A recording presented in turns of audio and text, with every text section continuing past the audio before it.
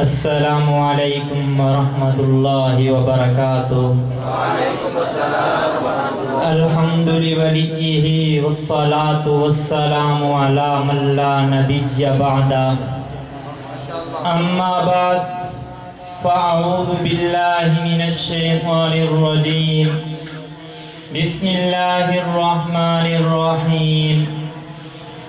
الرحمن علم القرآن خلق الانسان، صدق اللہ العظیم۔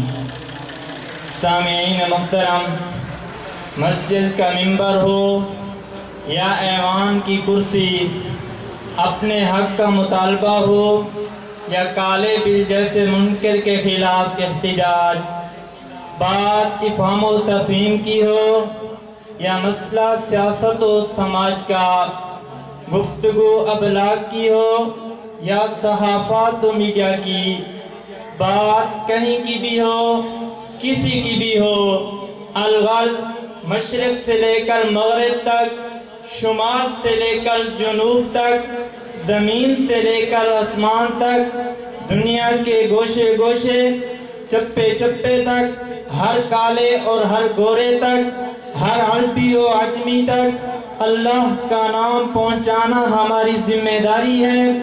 دین کی تبلیغ، اسلام کی ترجمانی ہمارا مشن ہے۔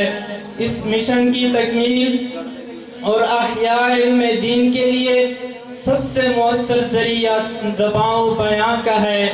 یہ ہر داعی و مبلغ، مترجم و معلم، عالم و طالب کی جان و شان ہے۔ بھائیو، نبی دائی تھے، ہم بھی دائی ہیں، نبی مبلغ تھے، ہم بھی مبلغ ہیں۔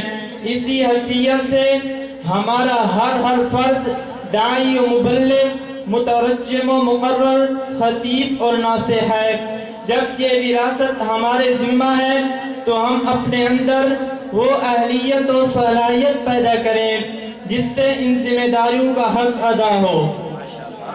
الحمدللہ، مدارس سے دینیا اس حقیقت اور معاشرے کی ضرورت کو پورا کرنے کے لیے شب و روز محنت کر کے ایسے منظم افراد تیار کر رہے ہیں جو فن تقریر و تحریر سے دین اسلام کو دنیا میں پھیلائیں۔ آج آپ کو اس مقصد کے لیے جمع کیا گیا ہے کہ الحمدللہ جامعہ سیدنا حسین بن علی رضی اللہ تعالی عنہما میں دین اسلام کی اشاعت، مستقبل کے معماروں کی فنی صلاحیتوں کو اجاگر کرنے کے لیے فن کتابت پر خصوصی توجہ دی جاتی ہے۔ ہر جمعرات کو اساتذہ کی نگرانی میں شعبہ حفظ اور شعبہ کتب کے طلباء بزم ادب کا انعقاد کرتے ہیں۔ اس محنت کا نتیجہ آپ انشاءاللہ اپنی آنکھوں سے دیکھیں گے۔ مبارک ہو کہ دور رحت و آرام آ پہنچا، مبارک ہو کہ دور رحت و آرام آ پہنچا، نجات دائمی کی شکل میں اسلام آ پہنچا۔